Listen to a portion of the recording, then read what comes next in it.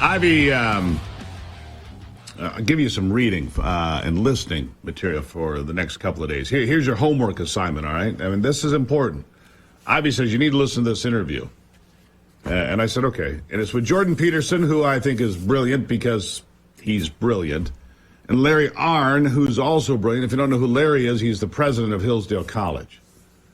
And these two had a conversation about, well, just what's going on these days in the woke world and those trying to defend the Constitution and so forth. I sadly believe we're in so I want you to listen to that conversation. Larry Arnn, A-R-N-N, from Hillsdale, and Jordan Peterson, of course, you know who he is.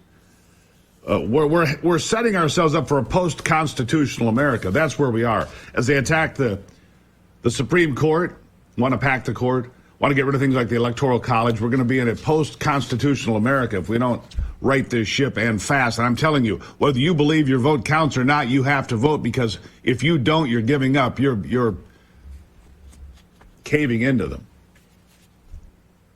Anyhow, we have an education crisis in America. Speaking of Hillsdale, you can get a free copy of this pocket Constitution right here. You get free educational Constitution minutes. All you have to do is go Gruber4Hillsdale.com. Check that out today, too. Gruber4Hillsdale.com. It's a interesting Constitution minutes that you can share with your kids, your grandkids, your friends, and just re-educate yourself so that when you get in a conversation, you're on point. The smarter you are, the better educated you are, the better advocate you are for this country, the better ambassador you are for America. The greatest nation ever created. Free market systems, small central government. That's what it was supposed to be. Remember, a small federal government. And look at what we have.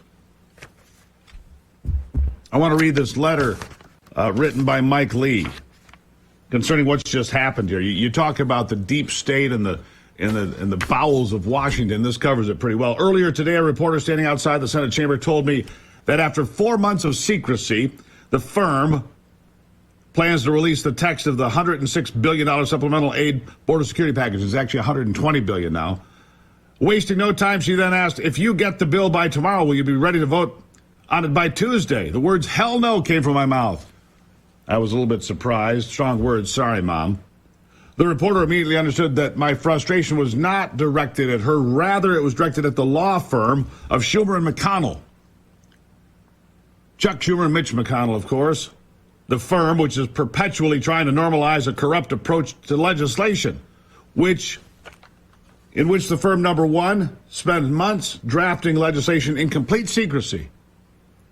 2, aggressively markets that legislation based not on its details and practical implications, good or bad, but only on its broadest, least controversial objectives. 3, lets members see a bill for the first time only a few days, sometimes only a few hours, before an arbitrary deadline imposed by the firm itself, always with a contrived sense of urgency. Oh, we must do this now. And then 4, forces a vote on the legislation on or before that deadline, denying senators any real opportunity to read, digest, or debate the measure on its merits, must introduce, consider, and vote on amendments to fix any perceived problems with the bill or otherwise improve it.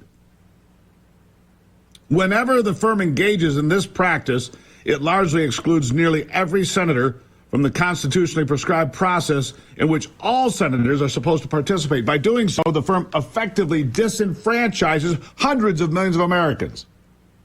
This political machine of Schumer and McConnell destroys the way it's supposed to work, and that's tragic. It's also un-American, uncivil, uncollegial, and really uncool. So why does the firm do it, asked Mike Lee.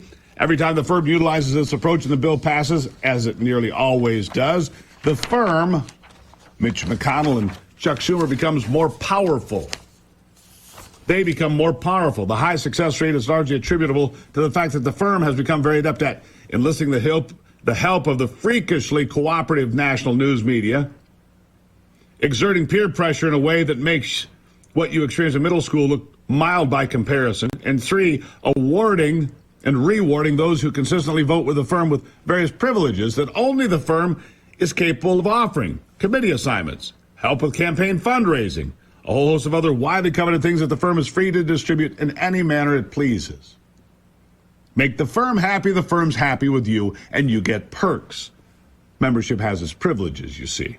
It's through this process that the firm passes most major spending legislation. It's through this process that the firm likely intends to pass its secret $120 billion supplemental aid border security package, which the firm has spent 4 months negotiating in secret, with the luxury of obsessing over every sentence, word, period, and comma.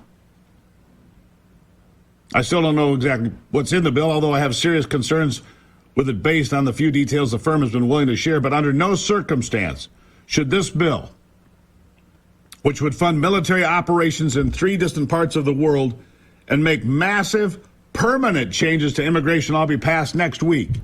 Nor should it be passed until we've had adequate time to read this bill, discuss it with constituents, debate it, offer amendments, and vote on those amendments.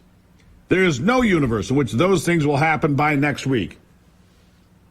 It could take weeks, months, or longer, not days or hours. Mike Lee, nailing it. Absolutely nailing it. The firm of McConnell and Schumer. Grotesquely un-American behavior. Grotesquely. And there's just no other way about it. Don't forget gruberforhillsdale.com to get your free pocket Constitution and listen to a Constitution Minute you can share with anybody.